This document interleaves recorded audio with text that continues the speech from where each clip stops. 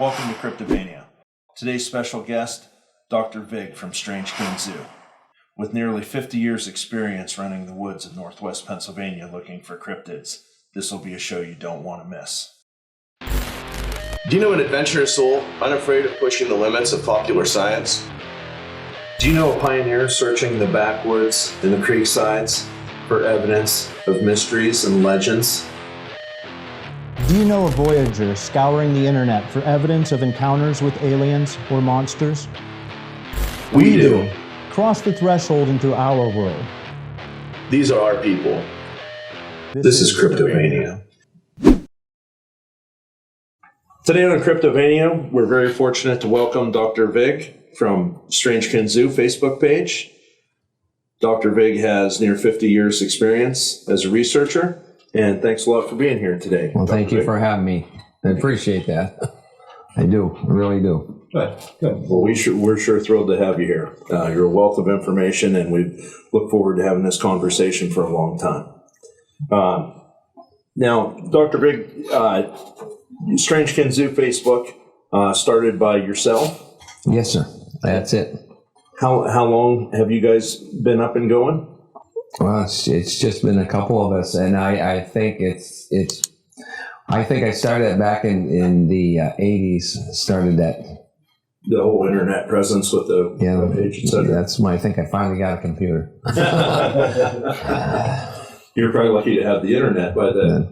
Was the original website called Strange Kinzua too? Yeah, that was my invention, Strange Kinzua. And I've noticed some people on the internet have used Strange Kinzua and posted different things, but I didn't post them. But I'm just happy that they posted their stories, so that's fine with me. Yeah. Right.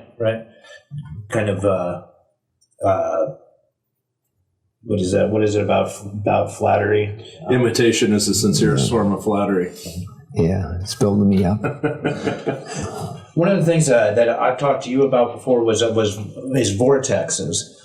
You have a wealth of knowledge about those, and you state that an interested person, you can take them to and have them experience it, especially if they're willing to go more than once and give it a try. Can you give us a little?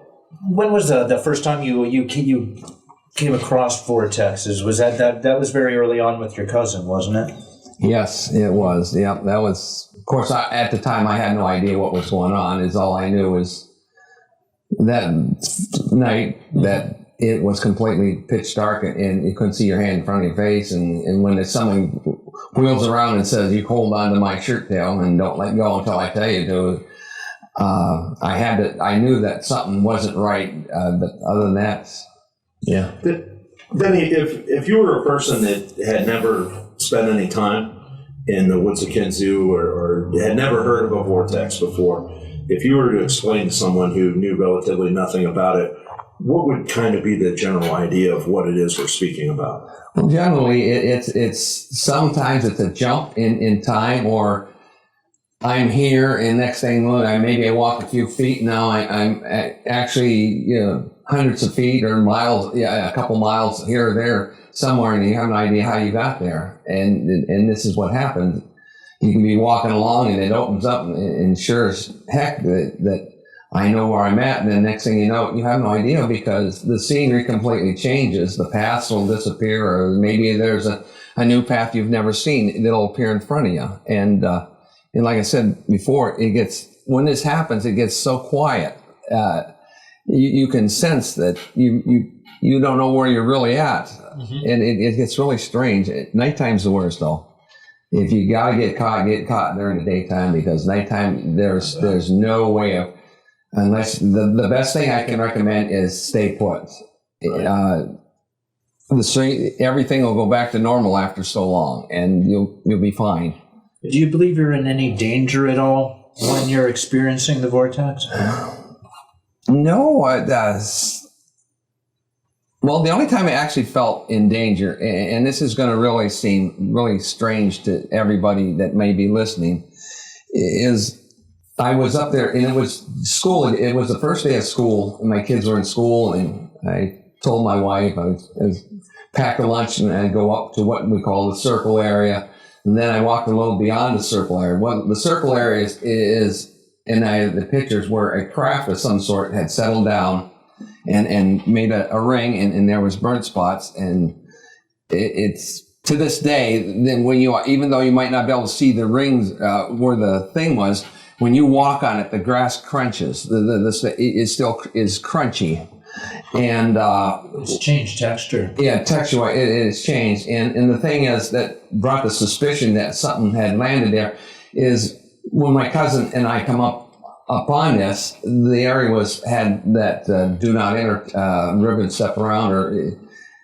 Of course, there was no one there at the time, but that's when we took the pictures and got the hell out of there. Mm-hmm. Mm-hmm. But sage advice. Yeah, word to wise. Yeah.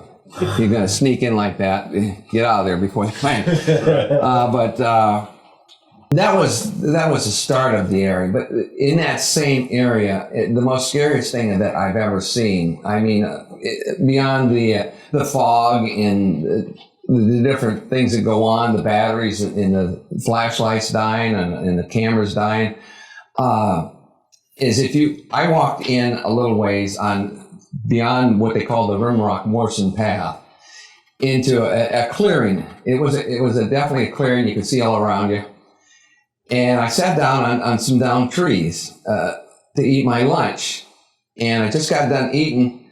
And I figured, well, I'm going to go home, turn to go home. But in front, you could feel that it got real still, real quiet. Nothing was moving or anything. And I swear to you, this actually happened. In front of me was a 10-foot circle. And it was completely pitch dark inside. And I'm thinking, where did this come from? I mean, before when I walk in, I always try to make sure I can see the path or know exactly where I was at.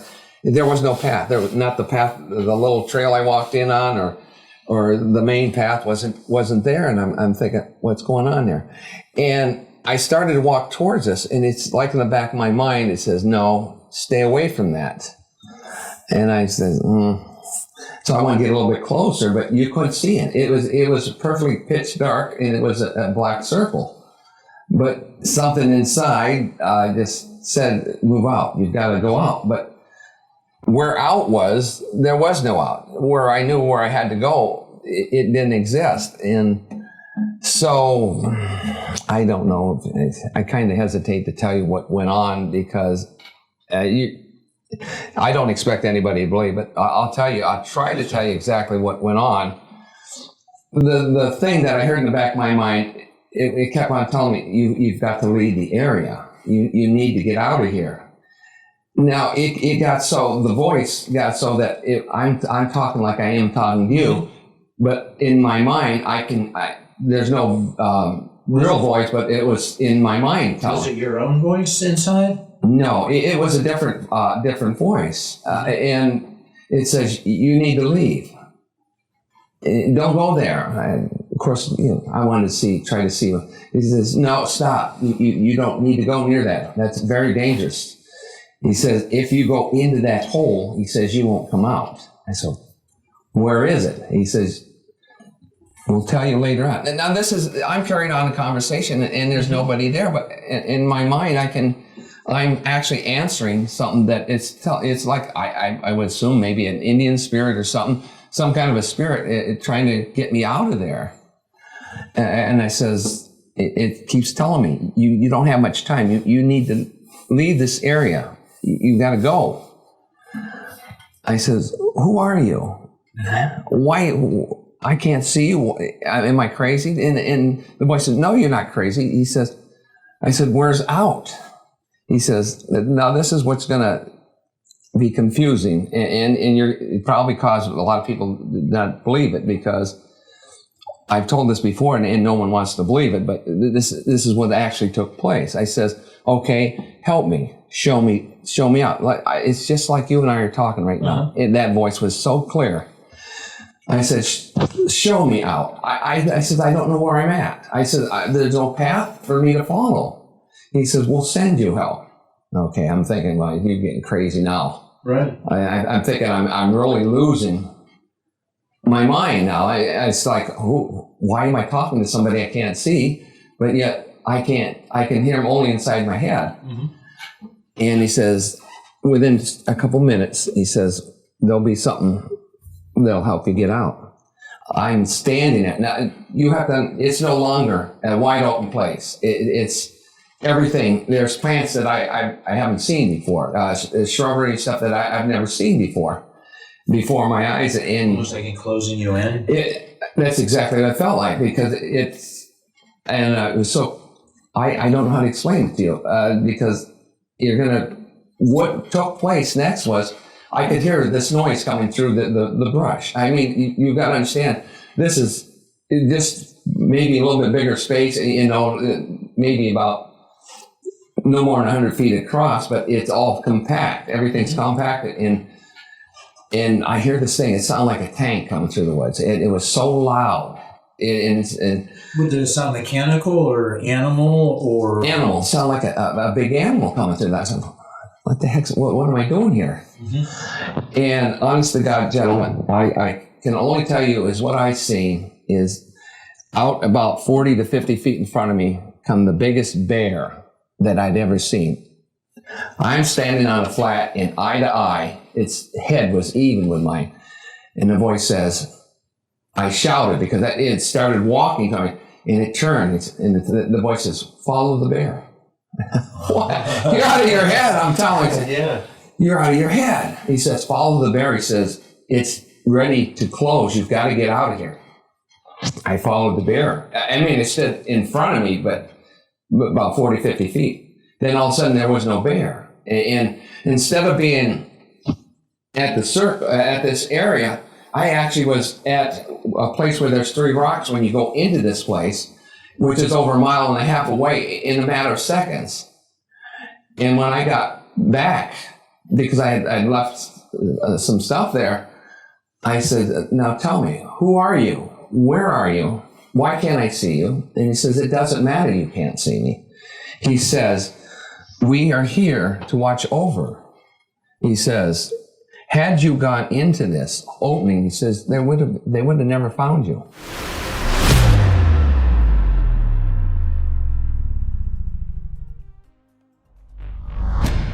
When was the first time you discovered those vortexes you were talking about? Well, I got into this in about 74. My cousin brought me up, like I was explaining to other people before, I had no idea what was going on or what this area was like until, it's there and it's like, you knew about this, why didn't you say something? Mm-hmm. But the vortex area, I discovered probably, I would say about 75 or so when I was with them, and it happened one night that the fires, we were camped up there and the fire started getting low, and so we started, we could see the campfire and we walked away for it and with the moonlight and started gathering wood. Then all of a sudden, all of a sudden it got completely pitch dark. I mean, you couldn't see the moon, the stars. And he reaches around and grabs my hand and he says, you stay right with me, don't move. I had no idea what was going on. I mean, I'm looking at stars and the moon and then there's nothing. Well, whatever it was, it happened. I don't know if that was a vortex. Did he know? Yes, he camped up there a lot. He knew a lot about that, and he got himself in a little bit of trouble because he was like me, persistent. Got to go back up there and check this thing out. And so I don't know how long we were in complete pitch. I mean, you couldn't see your hand in front of your face. Then all of a sudden it got light again. It must have been a while. I didn't have a watch, so I don't know. It must have been a while because the fire, it was out. And the funniest thing is someone or something stirred all the ashes. We had to stomp on the thing because the fire ashes were all over spread out. And he didn't say anything. He just said, well, you want to go or stay? I said, well, stay, So we stayed the night. Nothing else happened, but that was the first time. But I've seen things that I can't explain, and I realize that a lot of people wouldn't believe me unless you're with me. And I brought people, and they don't go back there no more because they've seen these things.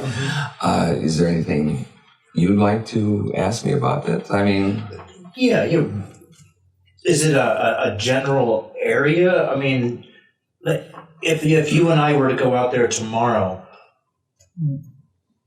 how long do you think?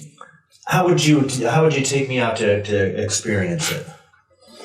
Well, it's a guess. It's hit and miss. I mean, I've been trying. That's why I've been setting up game cameras, trying to figure how long this will go on and when it'll change, and hopefully, does it happen once a week, twice a week, or once a month? Right. Trying to figure out that way. There's more advantage, but there's that whole area up in there, not only in Rimrock, but Jake's Rock. This stuff will go on.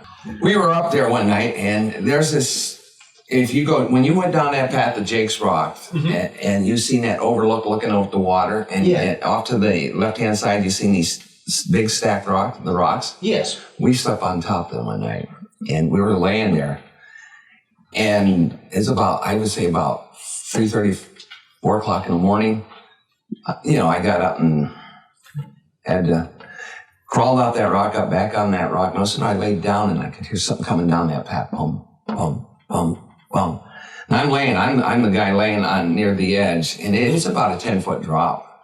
And I see this head go by, and I'm thinking, what the heck? And I watched this thing walk down over the bank. It was huge. Was the head conical shaped or what? Yeah, it's like, oh my God. But that was, but there's been so many things that it was just and then gone. It wasn't rushing. It was just, I'm sure it knew we were there. Yeah. I mean, it had to be able to pick up our scent. Well, let me ask you, Denny, do you think that, like, with this area, is there one aspect of it that draws this strangeness in? Is it the rocks? Is it the village being flooded? Is it the Native American history? What do you think brings all this strangeness in? I think it's a little, because the Indians did supposedly put a curse on it. But the grid lines, I do believe if you check, the grid lines ran through there, and I think that might help. Grid lines. More, what do I say? It's more magnetic pull and stuff. It's just different. There's a stronger magnetic force. I think that's what it means. But a lot of people think that those magnetic points are almost like the chakra points on a human body, but they're the chakra points on the earth. And a lot of times pyramids are found in those areas as well, or megalithic structures. That's definitely, it's a place, if you're into this stuff, it's a place you need to visit. And in order to see this stuff, the more you visit, the more you're apt to see something to go on. Yes. And you probably have to be prepared to just go for a walk in the woods. Yeah. Bring a lunch, sit down. I'll point the places. There are places there I can put you down during the daytime and nothing. And I mean, no animals come around it, no birds fly over the top of it. It's still, you can hear the outside noise, but what I'm saying is it's the animals void it. I mean, I've not found no droppings in it and it's just like, okay. That's the telltale sign there, is droppings. And that's actually been one of the things that I've always wondered about with Bigfoot. Even, and it's kind of a crazy subject, but when and how do they defecate? You would think, like when you're trying to establish a population of like an endangered animal or something, usually what you're doing, the first step is to canvass and find the scat, and that's why, like when we've talked about tree structures, or you look at tree structures as if it's a habitation.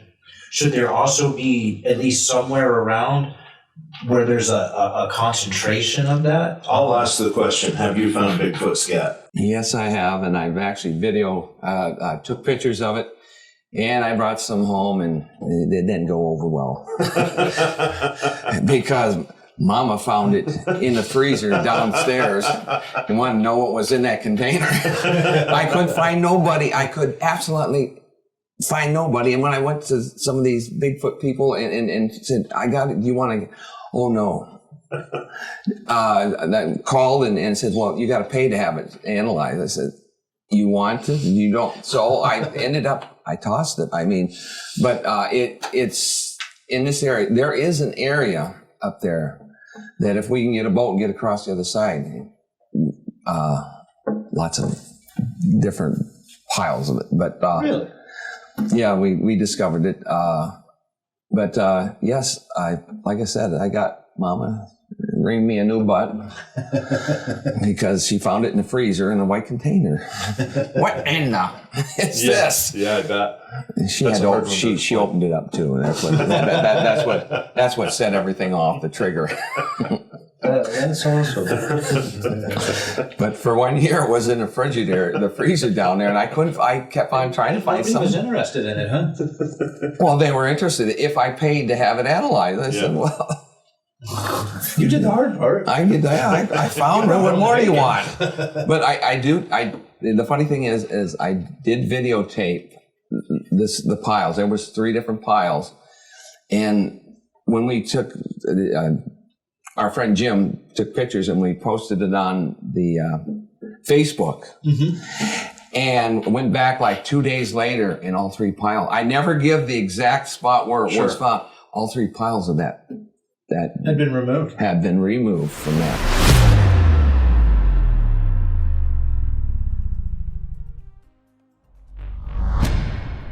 Well, Denny, another thing I wanted to talk to you about was you have the video of the water monster in Kinzua. What would you have to say about that, or what could you tell us about that? Well, the first time I heard about it, and there's proof of this, is the Boy Scouts back in the, I think it was 80s or so, were camped at what they call Devil's Elbow. They'd cleared a spot out, and the reason I found out about it is because my daughter's ex-husband was one of the Boy Scouts that were there. And they said they'd cleared this place out, and said it was just starting to get daylight. Mm-hmm. And one of them must have been up for some reason. Maybe they're getting up to get breakfast. And he said they seen this thing coming in under the bridge. He said first it was little. He said the head must have been at least 10, 12 foot out of the water. He says it was huge. He said they just left everything, took off and come back, got it. And I've actually got pictures of their patches where it says Kinzua Nessie. And nice. So, and is it serpentine kind of in form? It's long neck, sort of like a snake-like. Mm-hmm. Yeah. Yeah, I've talked to different people that have seen it in the video. Now you have to realize the video was shot from the Rimrock area on the overlook down on a lake, and that's quite a ways. So if you can pick that picture and see, if you run it back, when it turns, you'll see a flipper come out of the water, and then head back, and then you'll see the head actually come out. If you got like a magnifying glass or something, you'll actually see the outline of that head. But I mean, you can see the wake as the wake changes. Yeah. It's like, okay, it's there. And like I said, I've talked to other people about it, but the Boy Scouts got a real good picture of it. And they actually have on their pouch. Yeah, for their jamboree, they had one jamboree. I actually got they were nice enough to give me patches. Oh, that's excellent. A couple patches. Were you a scout as a kid? No, I wasn't. It wasn't that I didn't want to be a scout. It just, it was.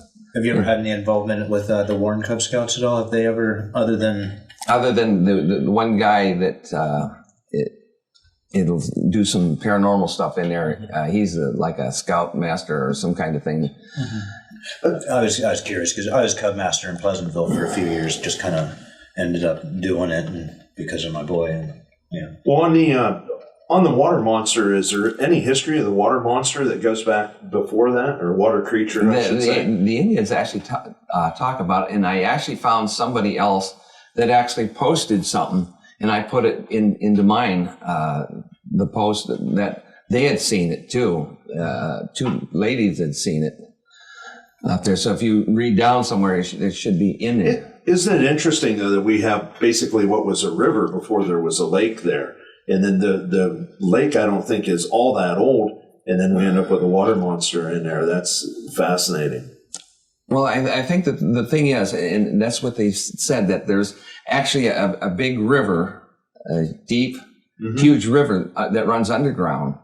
And when they were doing for the dam, they must have opened like the cave, and it runs all the way out to Erie. from what they said. So this could still be ancient in origin, because it could have been freed up from the river underneath.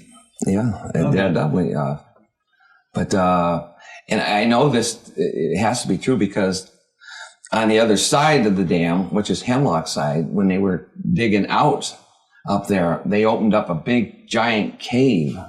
They said that they went down so far, and they said there was no end to it. I read about that. Yeah. So Coincidentally, too, I've only recently discovered that there's a water monster to be claimed in Lake Erie, and the description of it sounds incredibly like the description of the Kinzua. Yeah, I believe that there's. It could be like, it could be interconnected. Going back. Yeah.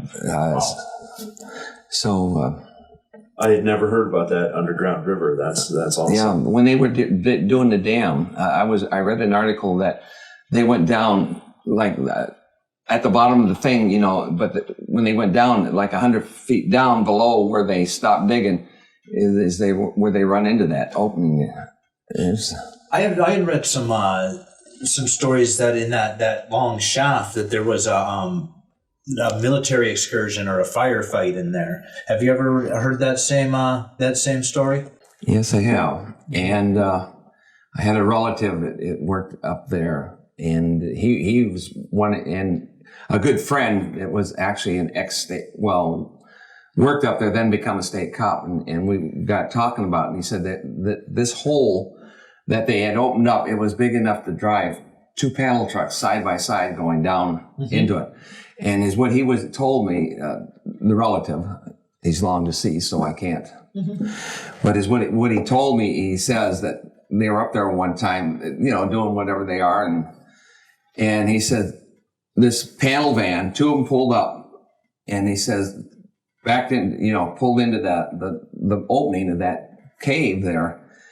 And he said, they got out and they had these big guns with these big scopes on. He said he heard shooting going on inside, and he said they put something in that. They shot something and put it inside those vans and drove off with it. But he said the funny thing is when they went into this, they found tables that were made out of rock, big, huge tables and chair type things. He's indicating giants, like giant people. Like it was a meeting place. That there were like giants that lived in there because they took something big out of that hole. Because that was handy. They didn't even have to call the Smithsonian to steal it. They could just cut right through the middleman. Smithsonian. I have an article somewhere. At Smithsonian, it was way back. There was a hunter, and he come across on the beach area a body that looked like a man, but it was huge and hairy, and the only thing they put in the paper was a body found on the beach. But I started digging in, and someone at the paper told me, he says, no, there was more to the story. That wasn't just a body. He says, whatever it was, they called the mortician guy to come up and take the body, and the body never made it to where it was supposed to go. It ended up, they come out and say Smithsonian took that body. Yeah, and then the Smithsonian lost it, like they always do every time. I have a good friend, it has oil wells in the area, and he said that when he was up there drilling and checking his wells and stuff, he said a group said they were from the Smithsonian, want to know where the other entrance to that cave was.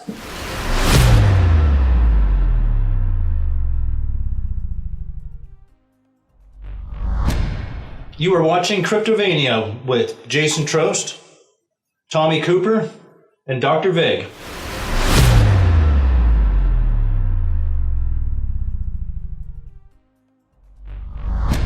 Do your kids ever go on excursions with you? Is this a part of their adult life?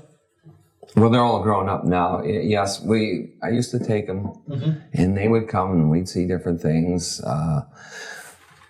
We'll get into that if you want later on, because there was some stuff that just proves that the government knows what's going on up there on it. Is there any more Bigfoot's up there? I can promise you that. I've actually, where I want to bring you, I've actually seen a family of them, and the guy was with me. He will not talk about it because it was probably about 50, 60 feet on the trail. We were off the trail, and there was 4 of us, but 2, we're up the rim rock. We're trying to see what takes longer, go down over the hill and walk the road, or cut through go through the woods. And we figured these guys like to play jokes with us. So it was, the sun had just set, but it was still, we didn't need no flashlight. And we could hear something walking down the path. So we hid behind a tree. We weren't on the path. And here they come, and I'm with this guy beside me, and he looks at me and he says, "Oh my God, what are those?" I said, "Don't worry about it, it's Bigfoot." There was 4 of them. 2 females and 2 males. Adolescents, well, that guy won't talk about it. He won't go up those woods again. Denny, about Bigfoot, Sasquatch, do you have many good visual encounters, audio encounters?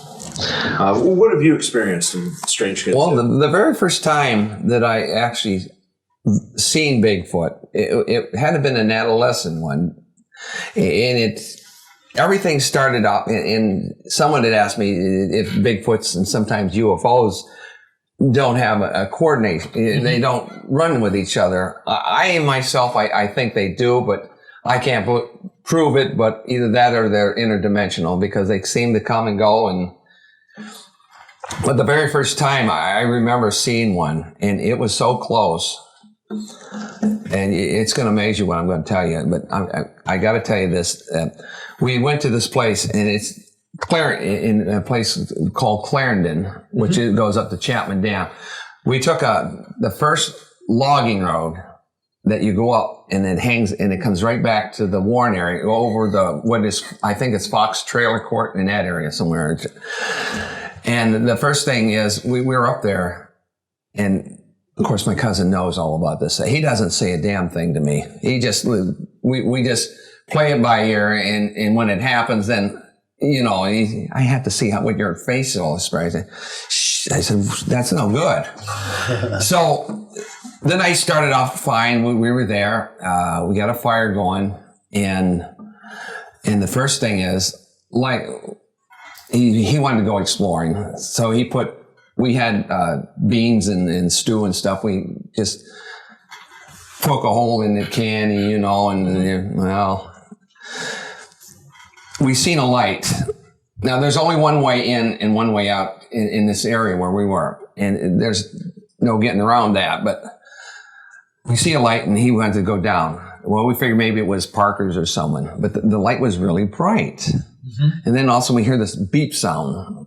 Maybe they're backing up, That's probably before they even had the things in the car or whatever it was. So he's gone, and I'm standing there, and I can hear something walking in behind me in the thickets. And it's distinctful that you can hear the foot. And like a fool, when I put my can of beans on the fire, I didn't poke a hole in it. And now I hear this walking, and I notice her turn around, and hears boom! It goes the beans all over everything. Yeah. Scared the living crap. Jumped into the 4-wheel drive, and I was sitting there. And of course, he's trying to get a hold of me on the walkie-talkies, because we always carried them, and all we could hear was static. He said, "I got worried I couldn't get a hold of you." I said, "Well, he gets back and we're talking." But before he was able to get back, something went back. When I'm in a car and brushed against the vehicle and shook it a little, what the hell's that? Right. I figured maybe it's him. He gets back there, and he said, "You can come out now." I come out. I said, "What the hell did you look?" He said, "I don't know what it was." He said, "But the light went out." I said, "I was seeing the light." And he said, "I couldn't get a hold of it." He said, "But I seen 2 sets of red glowing eyes." I said, "What do you mean red glowing eyes?" He said, "They weren't small." He says, they were quite tall. Okay. So the rest of the night, every once in a while, you just lay down, and we'd be hearing something. Finally fell asleep. I would say it was just starting to get daylight, and I had my backpack away from me, so no bear, nothing, keep them away from me. I hear something going through the backpack, making noise. I'm laying there, and so it was just like something said, "You don't need to sit up. You can just go back to sleep. This is the feeling, relax, go back to sleep." Yeah. I sat up. I said, "The hell with this. I'm going to see what's going through that backpack." I see this thing hunched over. Now, the backpack couldn't have been much more than 10, 15 feet from me. And then it turns around. And I said, "No, you're not looking at that. You just can't be looking at that." It had a human face, but it was covered with hair. And it isn't dumb because it untied the flaps and lifted the flaps up, and it was able to get into the backpack to get food. As soon as it got the food up, it flipped it didn't tie it back, but it flipped them back, and I watched it walk into the woods, and it's like, I'm beating the living crap out of him. He had black, honest to God, when he woke up, he had black and blue marks on his arm. I mean, he said, when I woke up, "How long were you sitting there with your mouth open pointing?" I said, "What time is it?" He said, "It's about 8:30. I said, "Well, I'm probably just before I got sunlight." I said, "When I started beating you," he said, "Didn't you feel me beating you?" He said, "No." He said, "I didn't feel nothing." Really? No. But And he didn't wake up at all? I couldn't wake him. I tried like hell to wake him up. Not that it matters, but did he take anything with him into the woods when He he took walked? some food. I can't remember what he took. He took food out of the backpack. And this isn't the first time that I've witnessed one of these taking food and either closing the flipping the lid or. You know, the famous Albert Ostman deal where the guy got scooped up in his sleeping bag. That's what he woke to, was Sasquatch going through his pack. So that's a very typical kind of a sighting. People don't give them credit. I actually think that they're a heck of a lot smarter than what people are giving. And I think, and it's just strictly my opinion, I think they are able to sense what you're thinking. And that's why people can't get around. And I think they sense these cameras that are out in the woods because of the high-pitched sound that when you flip them on, and I think this is what's going on. And people just don't believe me that. I said, there's got to be something, because the encounter that I've had with them is, it's like, okay, they know what you're thinking. They avoid you. That's why you can't. But that was just one of the face-to-face with inside of 10, 15 foot. And it was light. There's no denying what I'd seen in it when it stood up and walked into those woods on 2 feet. Well, like, as far as the physical description of this sighting goes, is there anything about it that sticks out, a facial feature or body feature or smell or any of this kind of stuff, that if there's one aspect of it that really sticks in your mind? The thing that really stuck in my mind is the facial feature on the creature was, it looked human. But if I were to, like if you were Planet of the Apes type face, but you could tell it was an animal, but yet its features. It wasn't a bear. No, it definitely wasn't a bear. Right. Did you say that you thought that was an adolescent? It wasn't a very big one? Yeah, it looked to be an adolescent. Like 6 feet, 7 feet about tall?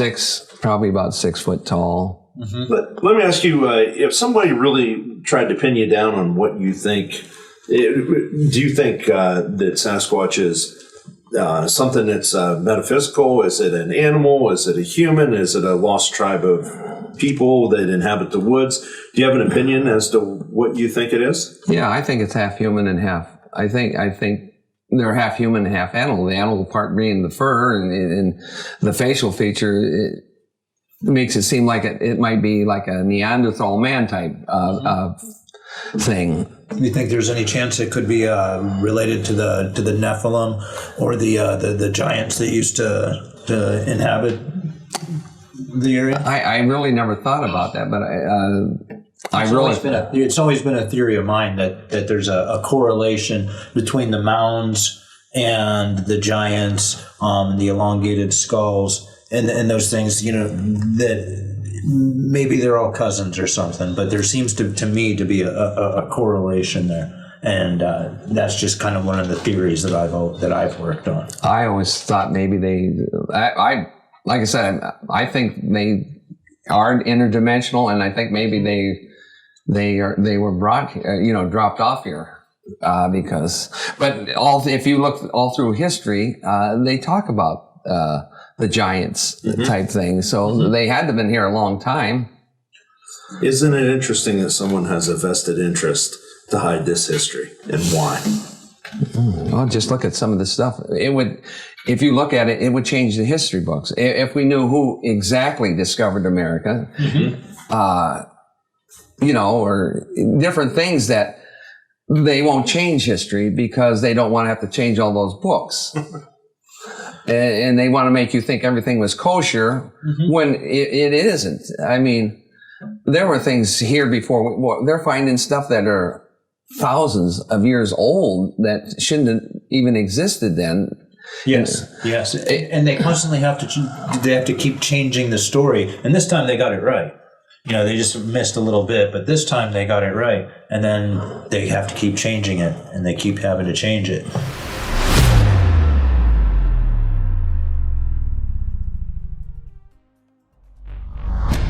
Have you ever had what you would classify as an aggressive encounter?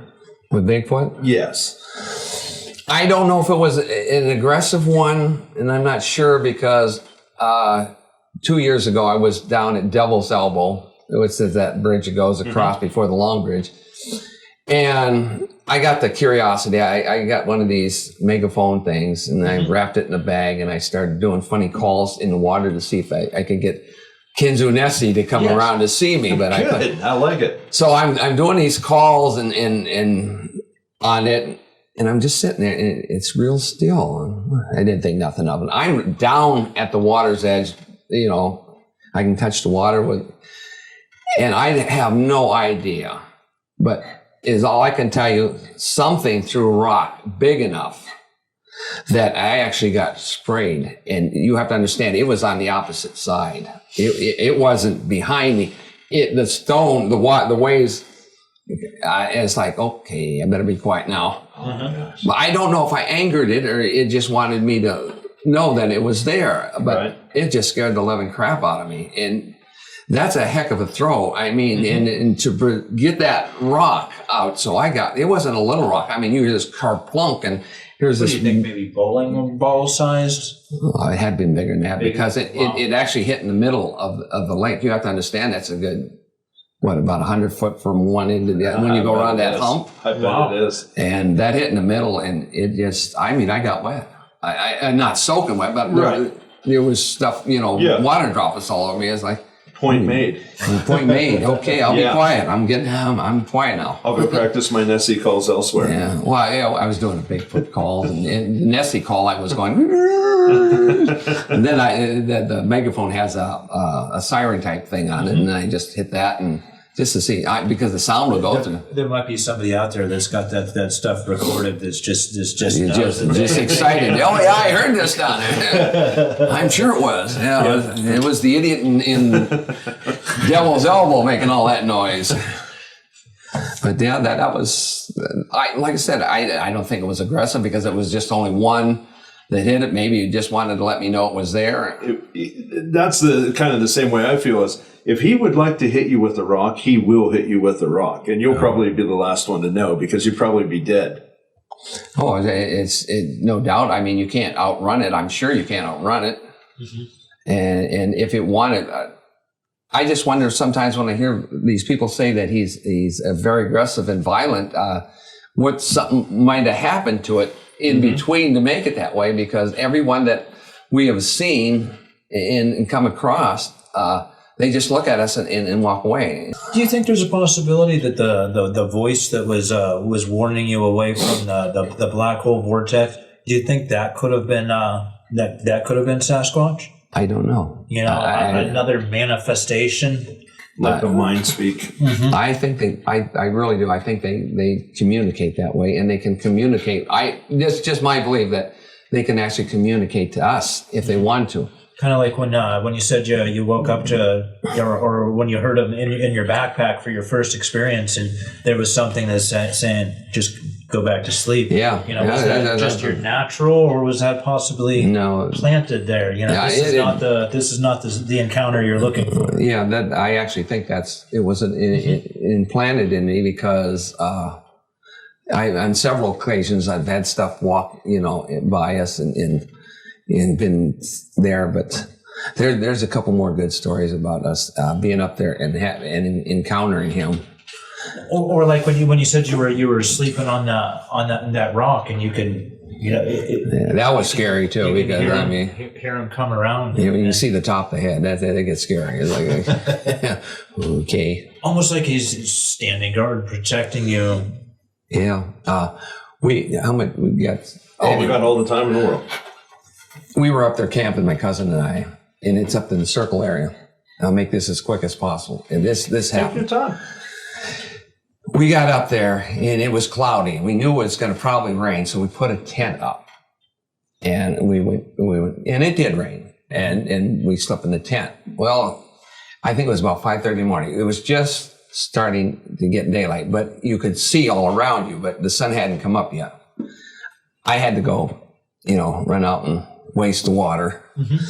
I got back in the tent, zipped it up like nothing. And it started to sprinkle, so we shut the flaps. Okay, now this is what I couldn't understand, but this is exactly what went on. We're laying there, and we can hear something walking, coming towards us. Now, he pulls out a gun. He gives me one, and he knew, basically. Like I said, I had no idea what was going on. He never told me until it happened, and I knew this was going to happen, or I know what it is. So you can hear this thing walking towards us, and it's coming straight for us. I said, quick, open the flaps. We got to see what the heck this is. Nice. Come on, open the flaps. I want to see it. So I have a gun. He has a gun in his hand. And honest to Pete, the zippers would unzip. We could not unzip the zippers. None of the side window zippers we could unzip, and the main zippers were all stuck shut. We couldn't open them. And we laid there and we watched. We seen the shadow because it was late. We seen the shadow, and this thing walked right by the tent. And it had a deer slung over its back. You could see the deer. Oh my goodness. And it walked right by. And we never got those flaps open until we couldn't hear that thing walking no more. Then everything opened. Every one of the zippers unzipped. That is awesome. I was going to jump up and I said, I want to go see it. And he said, no, you don't need to see that. So, I want to see what walked by that tent. But honest to God, I don't know how it was able to do that, honest. Mm-hmm. We couldn't open the flaps. They were actually, all the zippers went open. It's, my God. It's, to me, I do stupid things. They like jump out of airplanes, and go up there by myself, and I'll sit there, and I'll come out 10 o'clock at night with a flashlight, just sitting and listening. And I've had the crap scared out of me. Yes, I have. But I've taken pictures. I got some pictures I've taken in that place where it's real quiet. You can see the orbs. Mm-hmm. You can see these white orbs. Now, Denny, as far as like the colors go on the orbs, is there any correlation, do you feel, with the colors as far as a meaning behind them, or what's your take on this? I don't really know, to be truthful, because I've seen orbs even in the house every once in a while. I have seen it. Now, this is just us, and my wife has seen it maybe once or twice, that we'd be laying in bed and a ball of light would go across and out the other side, and it's like in your house. Yeah, I said I don't. But the only thing that's ever scared me out of this deal is usually before or after the dark shadow. She's actually seen the dark shadow, but I don't know. But I think I've got some pictures of colored orbs, and I think that's kind of cool, really. I mean, up at the circle area, especially those big orbs that you can see in that picture, that's kind of cool. But the only orbs, like I said, I've seen it every once in a while. I've been up to Kinzua, and I've seen them, gliding along the thing. My thought is maybe there's some orbs, but the ones that when you see gliding along the ground like that, we've run into it up at the Rimrock area, and it was nighttime. There was, I think, 6 or 8 of us up there, and the funny thing is a whole different things that happened that night. And one thing that really stood out was the fog come in. I mean, you couldn't see in front of you. This fog just, and cold and creepy in, then all of a sudden the fog started letting up. And then we seen this orb about that big, and it was just gliding along the ground. And as soon as we made a sound, it completely went out. So I don't know what it is, but It just disappeared, or it did just it leave? no, it just vanished right there. It was gone. It's like it reminded you of a light someone had on, and then it was gone. And the couple that was with us said that they had been traveling down, and it happened to us one time, my cousin and I, that we'd be on 59 there, and then all of a sudden, maybe they look like car lights coming at you, and then all of a sudden they're gone, and it completely disappeared. Now, do you find a correlation that you have the most orb activity where you have the most Bigfoot activity and that sort of thing? Does one go with the other usually? Yeah, some strange stuff that it does. One of these days, I'll tell you about the orb and what would come out of the orb. Now there's difference. Now, the one time that I believe was an orb, I'm not sure if it was an orb, is we were in the woods and we were up by the pit there, and we were on the path, and then all of a sudden it lights up over in the pit area. Well, the thing I thought was kind of screwy is we thought maybe it was a poacher that had come in to poach, but it wasn't, because my cousin walked, the orb stopped, and my cousin walked, and the orb moved with him. He walked back, and this light moved with him. I said, let me try that. And I did the same thing, and that moved and coincided. Then there's more to the story, but it's too long of a story to put it down with some other time. But it actually went out. But I don't know if that was an orb. Now, my cousin said that what we were looking at was a censoring device. He says, I don't know if it belongs to the government or if it belongs to them. Well, at the time I didn't. A censoring device. The reason he thought it was a censoring device, because when you moved, it would go with you. And when you come back, it was picking up your movement. And, So it was sensing. Okay. Where an orb would, I doubt if an orb, I can't say it would, but an orb usually just either goes off or zips off or disappears. This moved right with us. I mean, I tried it, and after he did, and it did the same thing. Have you ever had a Bigfoot encounter and an orb encounter simultaneously? No, I don't think I have. Usually when you have the Bigfoot encounter, if you're by yourself, the last thing you're thinking about is you're thinking, am I going to make it? Yeah. But I feel safer if I know one's out there. And I know people might think you're crazy, but I just feel that they're just curious and they want to know what's going on. One of the things that it seems like the things that actually make you nervous is not Bigfoot himself, but the other things that are out there. The other noises and some of the stuff that you can't see. That are separate from Bigfoot, or at least a separate entity or something. Personally, I trust Bigfoot more than the government. So. Oh, yeah. I would say I would definitely trust him more. I know that unless I did something to harm him, he's not going to bother me. Right. And I like the thought that that there, like I said, there's so much more that is happening in those 35 to 40 years that I could actually probably produce a book. Well, Dr. Vig, it was great to meet you. Thank you so much for coming to Cryptovania. Can't wait to see you again. My Can't wait to pleasure, get in the gentlemen. woods with you. At least I found someone that believes I'm not crazy. That's right. Only half crazy. Yes, sir. I got to start. Yes, sir. It was very enlightening and mesmerizing, I assure you. Thank you very much.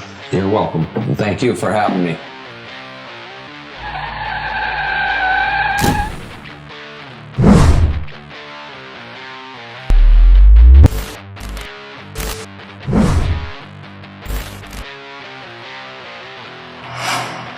Stay in touch and stay cryptid, my friends. Yeah, say hello to Mom for me. There we go.